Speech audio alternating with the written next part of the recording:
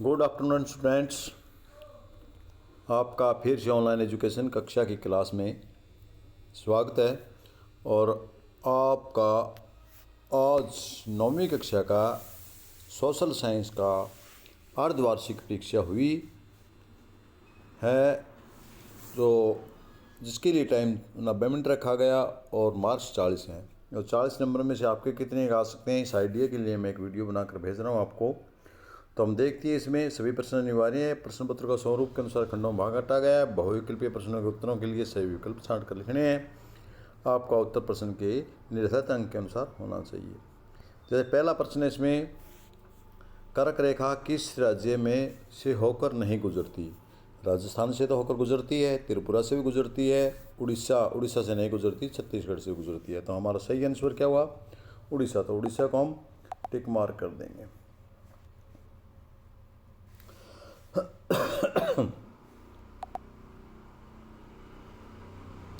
इसके बाद अगले क्वेश्चन में पूर्वी घाट का सर्वोच्च शिखर कौन सा है? कंचनजंगा नहीं, ये तो उत्तर में है। अनाईमुंडा, ये पश्चिम में है, पश्चिमी घाट में है।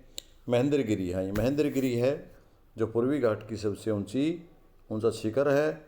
तो हमारा उत्तर खासी, ये हमारा मेघालय में, इसलिए ये भी नहीं है। तो हमारा सही आंसर हमारा सी उत्तर सही है। तो आप सी को टिक मार्क करेंगे। और उसके बाद अगले क्वेश्चन पर चलेंगे हम। क्वेश्चन में इनमें से कौन सा स्थायी पूंजी है? मुद्रा है, ये स्थायी पूंजी नहीं होती, ये करेंसी है। यंत्र है, यंत्र का मतलब कोई मशीन, मैकेनिक, ये स्थायी पूंजी होती है क्योंकि ये लंबे समय तक काम करती रहती है। कच्चा माल भी, रॉ मटेरियल होता है, चलता रहता है। तो उपरोक्त भी ये सारे नहीं हैं, बल्कि यंत्र हमारा स्थायी पूंजी है, बाकी हमारे अस्थायी पूंजी है। तो हमारा आंसर बी रहेगा। और बी के बाद हम अगले क्वेश्चन पर चलेंगे। क्वेश्चन नंबर 4, हरियाणा की विधानसभा में कितने सदस्य हैं? काफ़ी बार आपको क्वेश्चन बताया जा चुका है, अनेकों बार प्रेयर में भी आपको बताते हैं कि हरियाणा की विधानसभा की 90 सीटें हैं। तो 90 ही सदस्य हुए, जितनी सीट है उतने ही सदस्य हुए। तो आपके विधानसभा में 90 सदस्य हैं। तो आपका बी आंसर ठीक हुआ। इसके बाद अगला प्रश्न आपका सती प्रथा निषेध कानून का पारित हुआ था। ये भी आपका राजा राममोहन राय, जो पहला हमारा चैप्टर हिस्ट्री का, उसमें आपको पढ़ाया गया था कि सती प्रथा स्वामी दयानंद द्वारा 1829 में इसका निषेध कानून पास किया गया था, पारित किया गया था, जिसमें ज़्यादातर प्रयास अंग्रेज़ों को के साथ मिलकर के स्वामी दयानंद ने प्रयासरत थे। तो 1829 ईस्वी में इस कानून को पारित किया गया था कि सती प्रथा आगे से निषेध है। अगला प्रश्न है, भारत का संविधान सभा के अध्यक्ष कौन थे? ये आपको काफ़ी बार बताया जा चुका है कि भारत की संविधान सभा के अध्यक्ष डॉक्टर राजेंद्र प्रसाद थे। और जो प्रारूप समिति थी उसके अध्यक्ष डॉक्टर भीमराव अंबेडकर थे। बट यहाँ प्रारूप समिति नहीं पूछा, उन्होंने सिर्फ संविधान सभा पूछा। तो हम लिखेंगे डॉक्टर राजेंद्र प्रसाद। काफ़ी बार आपको इसके बारे में डिफरेंस कक्षा में बताया गया है। तो इसका उत्तर आपको डॉक्टर राजेंद्र प्रसाद लिखना है, न कि भीमराव अंबेडकर। प्रश्न नंबर 7 आपका अगला है। अगला प्रश्न आपका, भारत में मताधिकार के लिए न्यूनतम आयु कितनी है? अब सभी बच्चों को पता है, लगभग सभी बच्चों ने लिख भी दिया हुआ 18 वर्ष। जब 18 वर्ष की आयु हो जाती है तो चाहे लड़का हो चाहे लड़की, उसका वोट बन जाता है, भारत में उसका मत डालने का अधिकार प्राप्त हो जाता है। अगला प्रश्न आपका, भारत खालिस्तान गोलार्ध में स्थित है। पृथ्वी को 2 हिस्सों में बांटा हुआ है, उत्तरी गोलार्ध और दक्षिण गोलार्ध। भारत तो उत्तरी गोलार्ध में, इसलिए आपका उत्तरी है। इसके बाद अगले प्रश्न पर चलते हैं। 1971 ईस्वी में इंदिरा गांधी ने कौन सा नारा दिया था? तो इंदिरा गांधी ने जो नारा दिया था, उस नारा का नाम था गरीबी हटाओ भारत बचाओ। गरीबी आपके अर्थशास्त्र में था, गरीबी हटाओ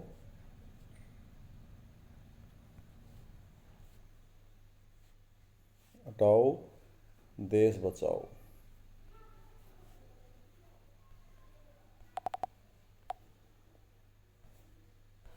तो ये आप कर लेंगे, मेरे ख्याल में आपको ज़्यादा दिक्कत नहीं है, आराम से कर लेंगे आप। तो इसके बाद अगले प्रश्न पर चलते हैं हम। आपका अगला प्रश्न है 10वां प्रश्न आपका, बचाओ शब्द लिख देता हूँ फिर बोल देंगे। बचाओ, देश बचाओ। ठीक। इसके बाद आपका अगला प्रश्न 10वां, भारत का मानक समय इलाहाबाद के निकट 82.30 पूर्वी देशांतर रेखा के आधार पर निर्धारित किया। बिल्कुल ठीक है। और एक देश में एक से अधिक मानक क्षेत्र होने चाहिए, नहीं, गलत बात है। एक देश में एक ही मानक क्षेत्र होना चाहिए, इसलिए हमारा ए ठीक है और बी गलत है। तो हमारा ये उत्तर बैठेगा आपका ए में तो दोनों सही हैं, बी में दोनों गलत, दोनों सही हैं बट एक दूसरे की एक्सप्लेनेशन नहीं करता है। बट सी में ए सही है लेकिन आर गलत है, आपका उत्तर ये बनेगा आपका। तो आप इसको सी को टिक मार्क करेंगे।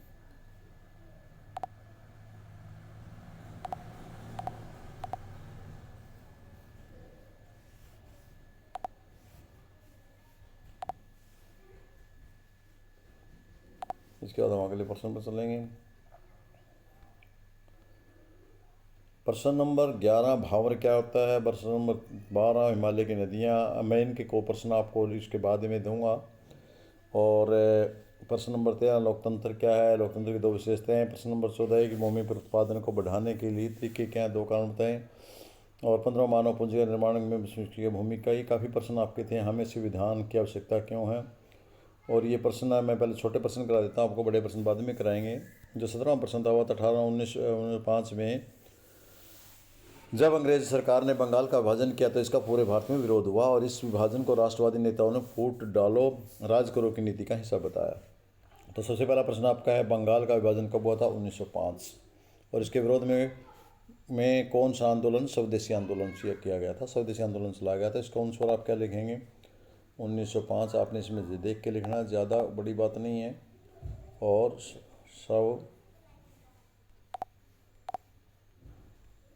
स्वदेशी आंदोलन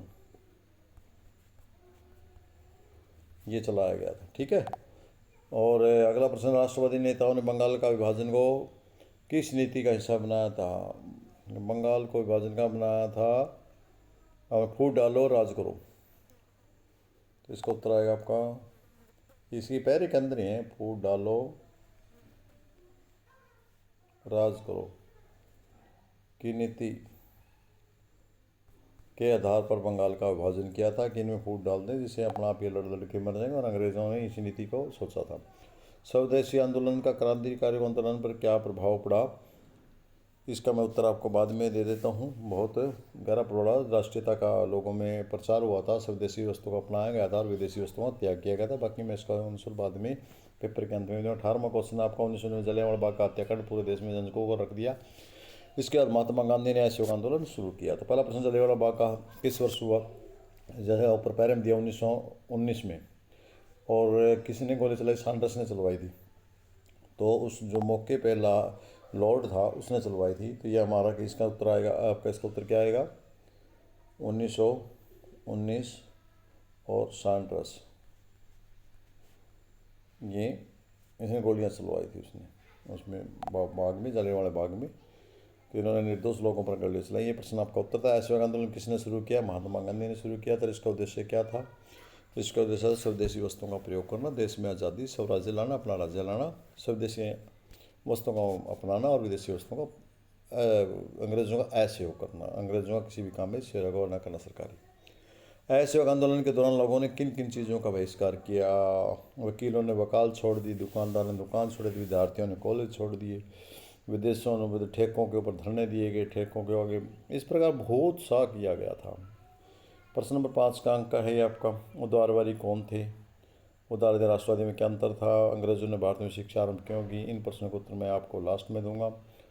इसके बाद में आपका ये है दिया गया मानचित्र था वह स्थान जहाँ पर जलियांवाला बाग का हत्याकांड हो, या अमृतसर है पंजाब में। नक्शे में ये दिए, मैंने राज्य राजधानी आपको बताई थी, कराई थी ये सारे के सारे। तो आपको यदि पंजाब का पता है तो आप पंजाब में कहीं भी अमृतसर लिख दीजिए, आपका प्रश्न ठीक है। बाल गंगाधर का तिलक संबंध किस महाराष्ट्र से था, इसका बम्बई से भी लिख सकते हैं आप, और महाराष्ट्र क्योंकि मुंबई है महाराष्ट्र की राजधानी है तो आप बम्बई एरिया दिखा सकते हैं, महाराष्ट्र में कहीं भी आप इस चीज़ को लिख सकते हैं। अगला आपका प्रश्न नंबर 2 है, मानचित्र को चिन्हित करना है। मानचित्र में पड़ोसी राज्य कोई भी दिखा दीजिए, आप नेपाल दिखा दीजिए, बांग्लादेश दिखा दीजिए, पाकिस्तान दिखा दीजिए, किसी एक देश को मार्क कीजिए। भारत का सबसे बड़ा राज्य क्या है सब भारत का सबसे बड़ा राज्य है? राजस्थान है। राजस्थान का हरियाणा के बराबर में, मैं आपको दिखाऊंगा अभी नक्शे में। भारत की राजधानी नई दिल्ली है। तो आपने यहाँ दिखाना पहले नक्शे में, जैसे कि पहला प्रश्न पूछा गया था आपसे। पहला प्रश्न पूछा गया था वह स्थान जहाँ जलियांवाला बाग है। तो मैं पहले सबसे पहले आपको इस नक्शे में जलियांवाला बाग ही दिखा देता हूँ। देखिए यहाँ आपका पंजाब कहाँ है, थोड़ा पीछे चलते हैं हम।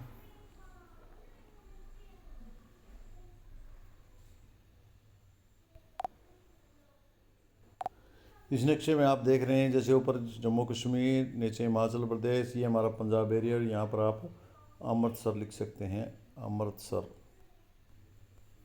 इस जगह पर आप अमृतसर को दिखा सकते हैं।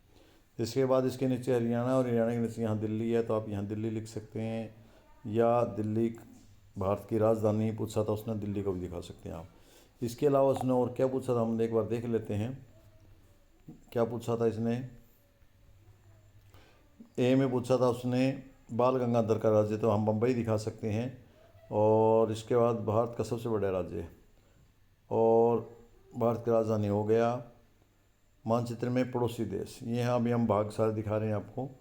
देखिए ये देश है आपका इस नक्शे में, ये इसके साथ में नेपाल है, इधर पाकिस्तान है। मैं यहाँ हमारा पाकिस्तान है और ये हमारा नेपाल है। नेपाल आप कोई भी एक दिखा सकते हैं, मैंने तो कई दिखाई। और ये आपका बांग्लादेश है, इसको आप बांग्लादेश दिखा सकते हैं। तो आपने मार्ग इसके ऊपर दिखाना है कहीं भी। आप इनमें से पड़ोसी देशों में से किसी भी पड़ोसी देश, चीन को भी दिखा सकते हैं आप। तो आपकी मर्जी है वो आप बच्चों की, जहाँ आपने करना है। देखिए नक्शा है, नक्शे में आप, ये अमृतसर हो गया पंजाब में, ये नई दिल्ली हो गया, और इसके बाद ये हरियाणा के बीच में ही है दिल्ली। और ये जो आपका महाराष्ट्र बम्बई है, बम्बई के आसपास आप दिखा सकते हैं। ये मुंबई के आसपास आप बाल गंगाधर तिलक का संबंध महाराष्ट्र में दिखा सकते हैं आप। महाराष्ट्र में बंगाल गंगाधर से संबंधित क्षेत्र। और इसके बाद एक और पूछा गया था आपसे मैप में, एक चीज़ और पूछी गई थी आपसे, देख लेते हैं आपसे क्या पूछा गया था। पड़ोसी राज्य भी आ गया आपका, ये भारत की राजधानी हो गया। भारत का सबसे बड़ा राज्य राजस्थान, ये आपका राजस्थान दिखा देता हूँ आपको। साफ नक्शे में चलते हैं, ये इसके साथ वाला प्रांत राजस्थान,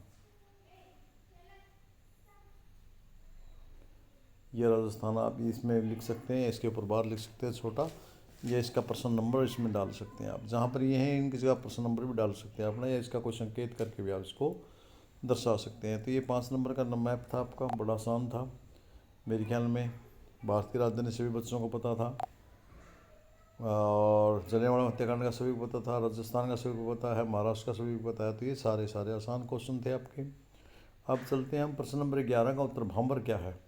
तो भांबर हिमालय की तलहटी की शिवालिक की पहाड़ियों में के समांतर 8 से 16 किलोमीटर तक चौड़ी पट्टी है, जहाँ नदियों को बड़े बड़े कंकड़ और गुटकाएँ जमा होती रहती है। इस क्षेत्र में नदियों के कंकड़ों का अक्सर विलुप्त हो जाती हैं और इसे भूमिगत बहती रहती हैं, यानी उनको पता नहीं लगता। ऊपर से तो हम देखते हैं नदियाँ वो दिखाई नहीं देती, लेकिन अब पृथ्वी के अंदर बहती रहती है। ये भांवर है भाई। तो भांवर की ये परिभाषा अच्छी तरह से आप देख के बच्चे लिख सकते हैं। किताब में भी मैंने आपको पाठ्य पुस्तक में निशान लगवाया था, इसका प्रश्न लिखवाया गया था। प्रश्न नंबर 12 आपका था, उसका उत्तर हम आपको देंगे। ये भांवर वाला ही प्रश्न आपका। प्रश्न नंबर 12 का उत्तर मैंने आपको दिया है कि सदानीरा नदियाँ किसे कहती हैं? हिमालय की सदानीरा नदियाँ वर्ष भर जल से रहने भरने वाली नदियों कहती है, क्योंकि उनके स्रोत हिमालय की हिम नदी ग्लेशियर हैं, जो साल भर पिघल कर पानी देते रहते हैं। इसके अलावा इन्हें मानसूनी वर्षा से भी लगातार जल मिलता रहता है। जो पहाड़ों से निकलती हैं नदियाँ, हिम नदियों से नदियाँ निकल करके आती हैं, उन्हें सदानीरा के नाम से पुकारा जाता है, क्योंकि उनमें हर वक्त, हर समय, हर मौसम में पानी रहता है। इसलिए सदा का मतलब होता है हमेशा, और नेर का मतलब पानी। तो हमेशा जिस नदी में पानी रहता है उसे सदा नीर कहते हैं। अगला लोकतंत्र वाला प्रश्न था, 13वां प्रश्न आपका। लोकतंत्र क्या है? लोकतंत्र वह शासन प्रणाली है जिसमें सर्व जनता शक्ति जनता के पास होती है, अर्थात जनता का जनता, जनता के लिए, जनता के द्वारा किया गया शासन लोकतंत्र है। इसकी 2 विशेषताएँ हैं, एक तो स्वतंत्र और निष्पक्ष चुनाव होते हैं, और एक है दूसरा है नागरिक की स्वतंत्र रूप से अपने प्रतिनिधि चुनते हैं, और दूसरा कानून का शासन होता है, सभी कानून के सामने बराबर होते हैं, समान होते हैं। ये हमारा 13वां प्रश्न था। 14वां प्रश्न जो आपका था, अब 15वां प्रश्न था आपका कि भूमि का उत्पादन बढ़ाने के लिए कौन से तरीके अपनाने चाहिए? तो भूमि का उत्पादन बढ़ाने के लिए आप बहुविध फसल की प्रणाली अपना सकते हैं। एक वर्ष में एक ही खेत से एक से अधिक फसलों को उगाना, या आधुनिक कृषि विधियों का उपयोग कर सकता है। अच्छे बीज, अच्छी खाद, कीटनाशक दवाइयों का प्रयोग करके भी ऐसा आप कर सकते हैं। इसके बाद जो अगला है आपका अगला प्रश्न था, शिक्षा मानव पूंजी में आधारभूत क्या भूमिका निभाती है। तो शिक्षा भूमिका में यह व्यक्तियों के ज्ञान, कौशल, बेहतर गुण प्रदान करके उन्हें अधिक उत्पादन करने और कुशल बनाती है, जिससे उनकी आय बढ़ती है और देश के आर्थिक विकास में योगदान होता है। यह सर्वांगीण विकास का वो भी सुनिश्चित करती है। ठीक है। तो इसके बाद जो अगला प्रश्न था आपका वो था संविधान वाला। संविधान देश के लिए क्या है, क्यों जरूरी है। संविधान देश को सुचारू रूप से चलाने के लिए, कानून का ढांचा प्रदान करने के लिए, सरकार की संरचना, कार्यों को निर्धारित करने और नागरिकों के अधिकार कर्तव्यों को स्पष्ट करने के लिए आवश्यक है। यह सुनिश्चित करता है कि सभी नागरिकों को समानता और स्वतंत्रता और न्याय मिले, इसीलिए संविधान बहुत जरूरी है। बंगाल का विभाजन का प्रश्न दिया था, जिसको हम बंगाल विभाजन भी कह देते हैं। भजन का मतलब टुकड़े बांट देना है, बंगाल को 2 टुकड़ों में बांट देना। अब प्रश्न भी आया था आपका 1905 में हुआ था, अभी आपका प्रश्न भी था, इसमें 17वां प्रश्न था कि शुरुआत 1905 में बंगाल के विभाजन के विरोध में हुई थी, जो ब्रिटिश सरकार द्वारा किया गया था। यह आंदोलन ब्रिटिश वस्तुओं के बहिष्कार और स्वदेशी वस्तुओं के प्रचार के ऊपर केंद्रित था। बहुत आसान, इस प्रश्न का उत्तर तो आपके प्रश्न में ही था। स्वदेशी आंदोलन क्या था। स्वदेशी आंदोलन क्रांतिकारी आंदोलनों की विद्या विकास की महत्वपूर्ण भूमिका निभाई है। इसमें ये युवाओं में राष्ट्रवाद, आत्मनिर्भरता की भावना भरी है, जिससे ब्रिटिश शासन की उखाड़ फेंकने के लिए अधिक उग्र और सस्ते तरीके से अपनाने को प्रेरित हुए। स्वदेशी आंदोलन से ही कई क्रांतिकारी समूह जैसे अनुशासनशील समिति और उनकी रणनीतियाँ जैसे बम बनाना, हत्याएं आदि विकसित हुई हैं। और इसका प्रश्न आप बहुत लंबा भी दे सकते हैं। असहयोग आंदोलन महात्मा गांधी जी ने 1920 में शुरू किया था। प्रश्न था आपका, उसमें पूछा गया था पहले में। इसका मुख्य उद्देश्य था स्वशासन स्वराज प्राप्त करना। इसके लिए ब्रिटिश वस्तुओं और शासनों सेवाओं का बहिष्कार अंशिक से बहिष्कार किया गया था। मैंने पहले भी आपको बता चुका हूँ ये प्रश्न आपको। अंग्रेजों ने भारत में अंग्रेजी शिक्षा का प्रसार क्यों किया। अंग्रेजों ने भारत में अंग्रेजी शिक्षा मुख्य रूप से प्रशासनिक कार्यों को सस्ते कर लग, मैन बात ध्यान रखें, यहाँ सस्ते कर लग को थोड़ा वो किया गया, प्रशासनिक कार्यों के लिए सस्ते कर लग तैयार करना। इन बातों को देखो आप, हेडलाइन को मुख्य रूप से किया गया है। तो ये अपने काम का, अपने कार्यों को सरल बनाने के लिए, कर लग तैयार करने के लिए उन्होंने अंग्रेजी सिखाई थी, और एक ऐसा वर्ग बनाने के लिए शुरू जो ब्रिटिश शासन के प्रति वफादार हो और सांस्कृतिक रूप से उनसे प्रभावित हो। ऐसे काम में कुछ सफल हुए हैं, लेकिन अंग्रेजी भारतीयों के लिए बहुत बढ़िया रही। आधिकारिक भाषा के रूप में स्थापित तो कर लिया था उन्होंने, और आधिकारिक भाषा के रूप में स्थापित करना था, लेकिन ये उनके फायदे के साथ साथ भारतीयों के लिए भी कोई बहुत महत्वपूर्ण रही, क्योंकि इससे भारतीयों को उनकी मंशा का पता चल गया और दूसरे विदेशी भाषा का भी प्रचार प्रसार करने में सहयोग था। भारतीयों को उसका लाभ मिला। और राष्ट्रवाद में कैसे योगदान दिया, हम इस बात पर चर्चा करते हैं। भारत का उद्देश्य अपने शासन को सुदृढ़ करना था, लेकिन भारतीयों को इस शिक्षा का अप्रत्याशित श्रेय लाभ उठाया। पाश्चात्य ज्ञान लिया और आधुनिकता उनके समझ में आई। भारतीयों को पश्चिमी विज्ञान, साहित्य, दर्शन जैसे स्वतंत्रता, तर्क, समानता आदि का परिचय मिला। उन्होंने दूसरे देश को स्वतंत्रता को समझा, जिससे ना सामाजिक सुधार आंदोलनों का भी, जैसे सती प्रथा है, बाल विवाह, बाल हत्या आदि जो परंपराएं थीं, विरोध थे, उनका विरोध करना भी हमें दूसरी समाज से मिला, जब हमने अंग्रेजी भाषा का प्रचार हुआ। तो इस प्रकार भारत के संदर्भ में उदारवादी संवैधानिक तरीकों से धीरे धीरे सुधारों में विश्वास करते थे, जबकि राष्ट्रवादी सीधी कार्रवाई, जन आंदोलन और पूर्ण स्वराज शासन के पक्षधर थे। ये उदारवादी कौन थे और उदारवादी कौन थे, इनके बारे में हम बात कर रहे हैं। कि उदारवादी तो वे थे जो धीरे धीरे सुधारों में विश्वास करते थे, स्वशासन के पक्षधर थे। उदारवादी शांतिपूर्ण कानूनी तरीके से प्रशासन के प्रति प्रशासन उधार चाहते थे। राष्ट्रवादी प्रशासन को पूरी तरह से हटाना और स्वराज प्राप्त करना चाहते थे, जिसके लिए चाहे उन्हें आंदोलन करने पड़े, विरोध करने पड़े, हत्याएं करनी पड़े। इस प्रकार इन दोनों में अंतर था। तो मेरे ख्याल में आप लोगों को समझ में आएगा। पेपर बड़ा आसान था, ईजी था, ज़्यादा मैं ना खींचता हुआ, जब आपकी वीडियो लंबी हो जाएगी। तो यहीं पर समापन करता हूँ, और वीडियो देखने के लिए आपका बहुत बहुत धन्यवाद करता हूँ। मुझे उम्मीद है ये वीडियो आपके लिए बड़ी हेल्पफुल होगी और आपको अपने प्रश्न पत्र में आने वाले अंकों का अंदाज़ा हो गया होगा। धन्यवाद। Thank you for this.